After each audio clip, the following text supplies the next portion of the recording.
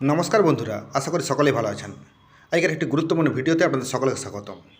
দেখুন, এই যে একটা প্রোফাইল পিকচার বানিয়েছি, দেখুন কত রকমের ডিজাইন দিয়ে আপনার যে ধরনের ডিজাইনটি পছন্দ সেই ডিজাইনের প্রোফাইল পিকচার বানিয়ে নিন আজকের এই ভিডিও থেকে। এই ভিডিওটা দেখলেই আপনি বুঝতে পারবেন যে প্রোফাইল পিকচার বানানো আজ কত সোজা হয়ে দাঁড়িয়েছে। দেখুন, এই যে প্রোফাইল পিকচারটা এলো, এটাকে আপনি ডাউনলোডও করে নিতে পারবেন। আপনি ডাউনলোড করে সেটাকে ব্যবহার করতে পারবেন বিভিন্ন জায়গায়। তো এটা বানাবেন কী করে সেটাই দেখাবো আজকের ভিডিও থেকে। দেখুন, এর জন্য আপনি আপনার ফোনের গুগল ক্রোমে এসে সার্চ করুন। গুগল ক্রোমের সার্চ বক্সে এসে সার্চ করুন পিএফপি মেকার। তো দেখুন, এখানে প্রথমেই দেখুন কয়েকটা ছবি দেওয়া আছে, তার নিচে দেখুন আপলোড ফটো। এই আপলোড ফটোতে টাচ করুন। এটা টাচ করলে আপনার ফোনের গ্যালারিতে যত ফটো আছে সেই ফটোগুলো পেয়ে যাবেন। তার মধ্যে থেকে আপনি পছন্দ করে নিন আপনার কোন ফটোটা এখানে দিতে চান। দেখুন, এই ফটোটা দিলাম। দিয়ে ডান দিকের উপরের কোণায় দেখুন ডান বলে একটা অপশান আছে, এই ডানটাতে টাচ করবেন। তারপর জেনারেটিং হতে একটু সময় নেবে, হয়তো কয়েক সেকেন্ড সময় নেবে।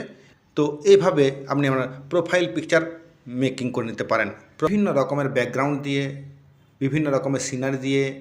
যেটা আপনার পছন্দ হবে সেটাকে আপনি ডাউনলোড করে আপনার ফোনের ডিপিতে লাগান, হোয়াটসঅ্যাপের ডিপিতে লাগান বা ফেসবুকে দেন।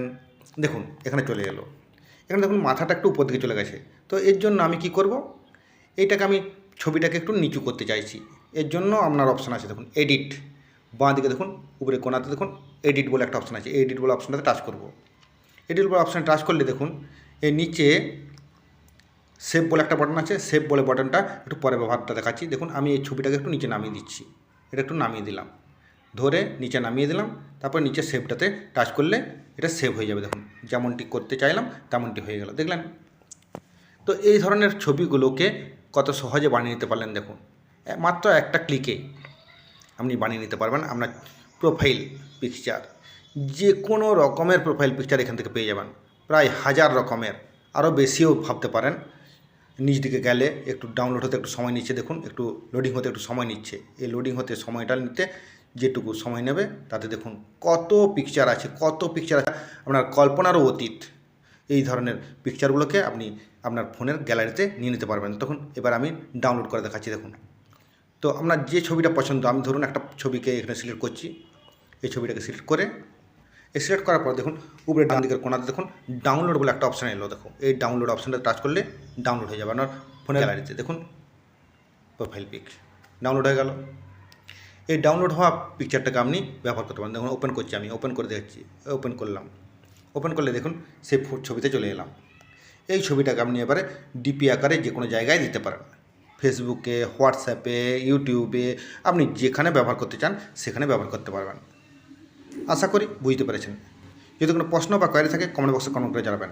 ভিডিওটি ভালো লাগলে একটি লাইক করবেন, শেয়ার করার পর দেখার সুযোগ করে দেবেন।